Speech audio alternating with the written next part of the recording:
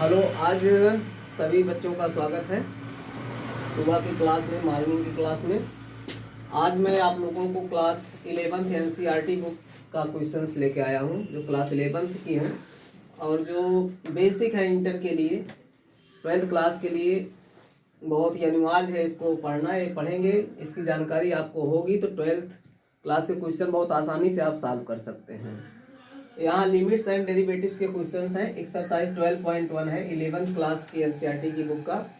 इसमें क्वेश्चंस है evaluate the following limits, मतलब कुछ लिमिट्स के क्वेश्चन दिए गए जिनकी वैल्यू आपको बताना है। तो इसमें पहला क्वेश्चन आप लोग ध्यान से देखिए, लिखा है limit x tends to 3, limit x tends to 3 x plus 3, मतलब x प्लस 3 है और इसका लिमिट जो है x टेंड्स टू 3 और इसकी वैल्यू बताना है। इसमें आपको कुछ खास नहीं करना, केवल जहाँ x लिखा है उसी के स्थान पे 3 वैल्यू पुट कर देना है। और जब 3 वैल्यू पुट करते हैं तो 3 पहले से है, 3 प्लस 3 इक्वल टू 6 हो गया, यही आंसर हो गया। अगला क्वेश्चन, सेकंड नंबर क्वेश्चन आप लोग ध्यान से देखिए। इसमें लिखा है लिमिट x टेंड्स टू पाई, आगे वैल्यू है x माइनस 22/7। लिमिट इसकी क्या है, x टेंड्स टू पाई है और x माइनस 22/7 है। तो हमें क्या करना है कि x के प्लेस पे केवल पाई रख देना है। जब पाई रखेंगे तो इसकी वैल्यू आ गई पाई माइनस 22/7, यही आपका आंसर आ जाता है। और आप पढ़ना चाहें पाई की वैल्यू होती 22/7 होता है और जब यहाँ रखेंगे इसकी वैल्यू 0 आ जाएगी। लेकिन हमें पाई की वैल्यू नहीं रखना, हमको केवल यही आंसर बताना है, पाई माइनस 22/7 ही बताना है। ये दूसरा क्वेश्चन आपका कंप्लीट हो गया। अब तीसरा नंबर आप क्वेश्चन देखेंगे, इसमें क्या है, थर्ड नंबर क्वेश्चन आप लोग देखिए। थर्ड नंबर क्वेश्चन है, इसमें लिमिट r टेंड्स टू 1, इसमें लिमिट है r tends to 1 pi R square, क्या है पाई आर स्क्वायर, इसकी वैल्यू बताना है। लिमिट दिया है r tends to 1 pi R square है। अब यहाँ हमें क्या करना है, पाई को पाई ही रहने देना है और r के प्लेस पर 1 रखना है। तो 1 का स्क्वायर करेंगे तो 1 का स्क्वायर 1 ही होता है, मतलब इसकी वैल्यू क्या आएगी पाई इंटू 1, कुल मिला के इसकी वैल्यू क्या है पाई, यही आंसर हो गया, इसका यही आंसर हो गया। तो थर्ड क्वेश्चन कंप्लीट हो गया। फोर्थ नंबर क्वेश्चन देखिए, चौथा क्वेश्चन आप लोग देखिए। चौथा क्वेश्चन में है क्या, लिमिट x टेंड्स टू 4 है। इसमें है लिमिट x टेंड्स टू 4 है और आगे लिखा है 4x प्लस 3 अपान x माइनस 2 लिखा है। अब यहाँ x की वैल्यू हमको 4 रखना है, तो जहाँ जहाँ x होगा वहाँ हम 4 रखेंगे। देखिए 4 रखने पे आता क्या है, 4x के प्लेस पर हमें 4 रखना है, तो 4 इंटू x है, मतलब 4 इंटू 4 हो गया, प्लस यहाँ आगे आ गया 3 आ गया। अपान में देखिए x की वैल्यू 4 है, 4 रखेंगे और माइनस 2 है, 4 4 जा 16, मतलब 4 का 4 बार मल्टीपल करेंगे तो 16 आएगा, 4 4 जा 16 हो गया और प्लस 3 हो गया। अपान 4 प्लस 2 माइनस करते 2 आता है। अब 16 में 3 ऐड करेंगे तो कितना हो जाएगा 19 हो जाएगा, 19 हो जाएगा, इसका वैल्यू आ गया 19/2 आ गया। इस प्रकार चौथा भी क्वेश्चन आपका कंप्लीट हो गया। अब आगे पांचवा क्वेश्चन है, तो पांचवा क्वेश्चन हम बताने चला है, आप इसको देखिए।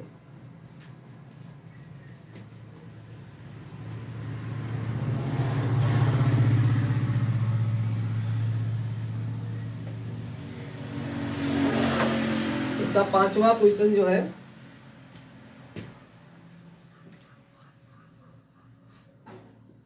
इसमें लिमिट x टेंड्स टू -1 है, लिमिट x टेंड्स टू -1 है और यहाँ लिखा है x की पावर 10 प्लस x की पावर 5 प्लस 1 अपान में लिखा है इसमें x माइनस 1।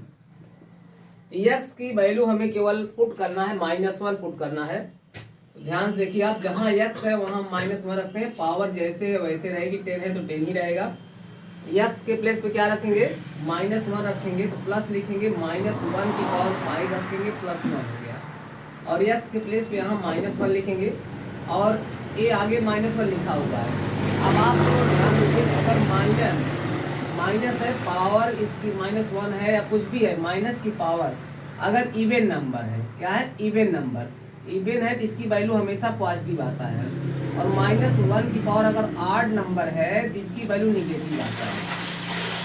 समझ आ रहा है ना, मतलब इवन नंबर है तो क्या आएगा, -1 है उसके पावर में इवन नंबर, उसकी वैल्यू क्या आएगी, हमेशा पॉजिटिव आएगी। आकाश देखो इधर, समझ में आ रहा है ना। और यहाँ क्या, -1 की पावर 8 है, उसकी वैल्यू क्या आएगी, निगेटिव आएगी। तो मतलब -1 की पावर 10 है, अर्थात इसकी वैल्यू क्या आ गई, 1 आ गया।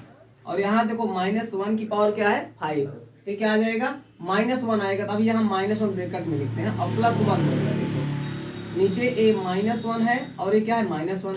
इसको देखो आप कैसे लिखेंगे, 1 प्लस माइनस का मल्टीपल होके -1 हो जाएगा, +1 हो गया अपान -1 और -1 हो गया। ये 1 से 1 कैंसिल हो जाएगा, ऊपर 1 आएगा, नीचे -1 ऐड होकर कितना होता है बोलो, -1 से ऐड होता है तो -2 मिलता है। कितना मिलता है, -2 मिलेगा। अब इस माइनस को हम ऊपर ले जाना चाहेंगे, हमारे पास इसको माइनस से अगर चाहें तो मल्टीपल ऊपर नीचे कर सकते हैं। अगर -1 से ऊपर मल्टीपल करते हैं, -1 से नीचे मल्टीपल करते हैं तो ऊपर आ जाएगा -1, नीचे माइनस का मल्टीपल हो क्या आता है, प्लस आता है। मतलब इसकी वैल्यू क्या आ गई, -1/2 आ गई। इस प्रकार से इसका आंसर कंप्लीट आ गया। मतलब लिमिट x टेंड्स टू -1 दिया था और था क्या यहाँ पर, x power 10 plus x power 5 plus 1 अपान x -1 था। तो ये 5वां क्वेश्चन भी आपका कंप्लीट हो गया। अब 6वां क्वेश्चन देखते हैं, इसमें क्या है। 6वां क्वेश्चन आप लोग देखिए।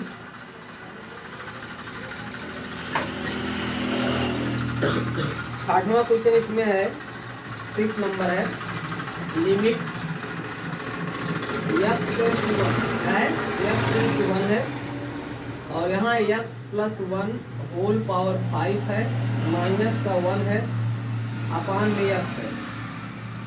अब यहाँ देखिए x टेंड्स टू 1 दिया है, तो जहाँ हमने बताया x होगा वहाँ हम क्या रख देंगे, 1 रख देंगे। जो कैसे रखते हैं, जहाँ x था हमने 1 रख दिया, आगे +1 है ही है, पावर में 5 है लिख देंगे, -1 अपान में भी x कितने 1 आ गया। अब 1 और 1 मिलकर कितना होता है, 2 की पावर 5 -1 अपान कितना हो गया, 1। ठीक है, अब 2 की पावर 5 का मतलब होता है आपका 2 × 2 × 2 × 2 × 5 टाइम्स को मल्टीप्लाई करेंगे। आप जानते हो 2 × 2 = 4 होता है, 4 × 2 = 8, 8 × 2 = 32। जब 2 की पावर 5 की वैल्यू कितनी आ गई, 32 आ गई। 2 की पावर 5 की वैल्यू कितनी आ गई, 32। मतलब में क्या हो गया, 32 - 1 अपान 1 हो गया। अब 32 में 1 -1 कितना आएगा, 31 अपान 1 हो गया ना। अपान 1 लिखने की जरूरत नहीं होती, इसकी वैल्यू कितनी हो गई, 31। इसका आंसर क्या आ गया, 31। तो इस प्रकार से 12.1 का 6वां क्वेश्चन भी कंप्लीट हो गया। इसे आप लोग कॉपी में नोट कर लेंगे और लगा लेंगे, प्रैक्टिस कर लेंगे 2-4 बार, जिससे खूब अच्छे से आपको आ जाए। अब इसके बाद अगला नंबर है 7वां क्वेश्चन, 7 नंबर क्वेश्चन है। 7 में देखिए, अब यहाँ आपको कुछ समस्याएं आएंगी इस क्वेश्चन में, उसको आप समझिए। लिमिट x टेंड्स टू, यहाँ दिया है 2, x टेंड्स टू क्या दिया, 2 दिया है और लिखा है 3x² -x -10 अपान में लिखा है x² -4। अब यहाँ इस वैल्यू, इस सवाल को हम सॉल्व करेंगे तो यहाँ हम देखेंगे हमें इसकी वैल्यू इनफाइनाइट मिलेगी।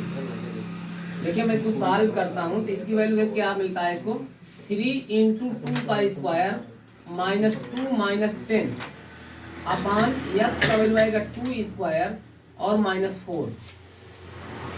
अब 2 का स्क्वायर आप जानते हो 4 होता है, 4 × 3 = 12 हो गया। अब 10 और 2 मिलके क्या हो गया, ये भी 12 हो गया और अपान 2 × 4 -4 हो गया। मतलब इसकी वैल्यू 0 अपान 0 आ गई, इनफाइनाइट आ गई।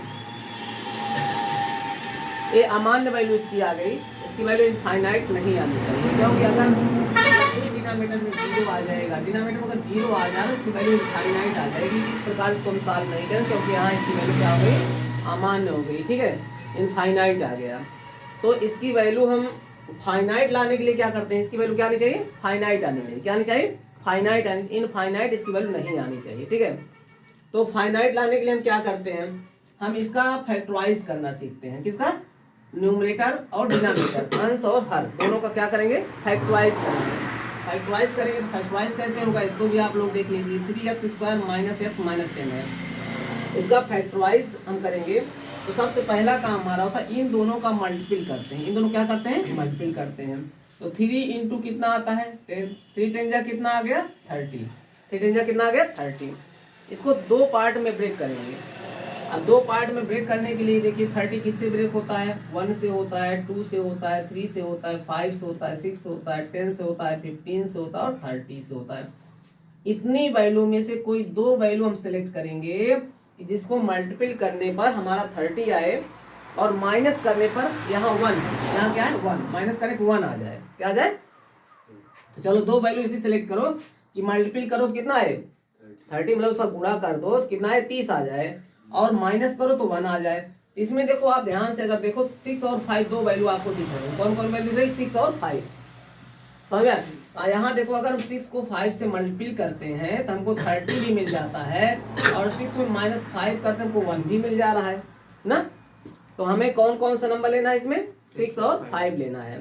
तो देखो यहाँ हम क्या करेंगे, 3x², यहाँ माइनस लिखेंगे, 1 के प्लेस लिखेंगे 6 - 5। आप देखो 1 और 6 - 5 दोनों वैल्यू 1 तो 1 ही है, और 6 - 5 अगर करते तो 1 ही आता है, दोनों सेम ही लिखा है, ठीक है ना।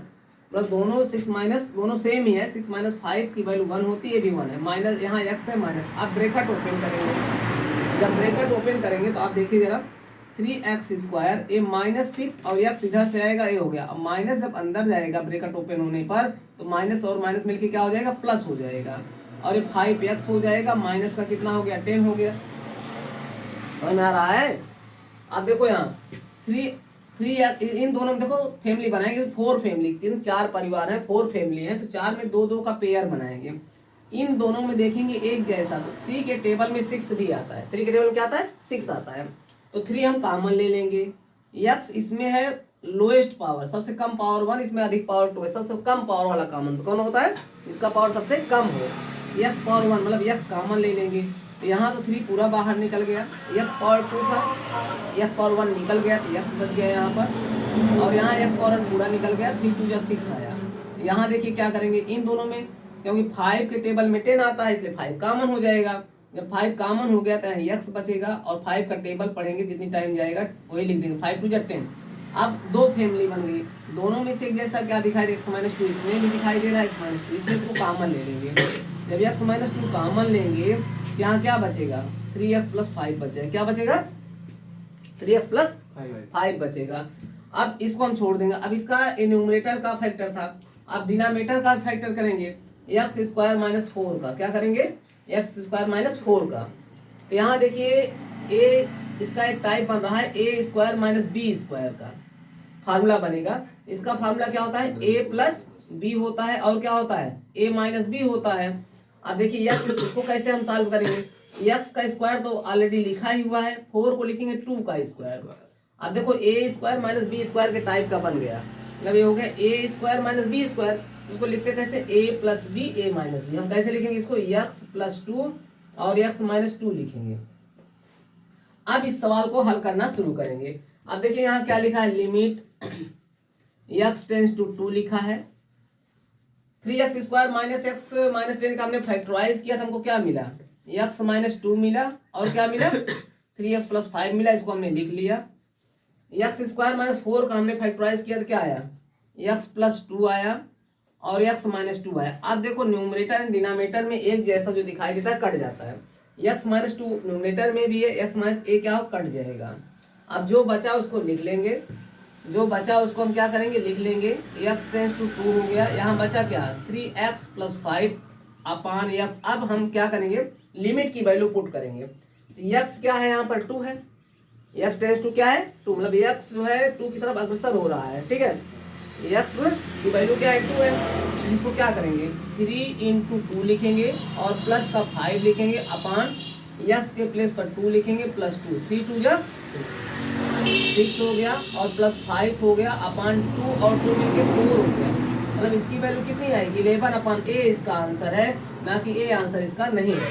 जब भी इनफाइनाइट आने लगेगा तो उसे हम फैक्टराइज करेंगे या कोई अन्य फार्मूला लगा के पहले उसको हम इस प्रकार से सॉल्व करेंगे कि उसकी वैल्यू इनफाइनाइट ना आए, ठीक है। और उसके बाद हम इसको पुट करेंगे तो हमें इसकी फाइनाइट वैल्यू मिल जाएगी, क्या मिल जाएगी फाइनाइट वैल्यू मिल जाएगी। तो ये आपका 7वां क्वेश्चन भी कंप्लीट हो गया है। और 8वां क्वेश्चन आप लोग देखो, ज़्यादा लंबा होता है वीडियो।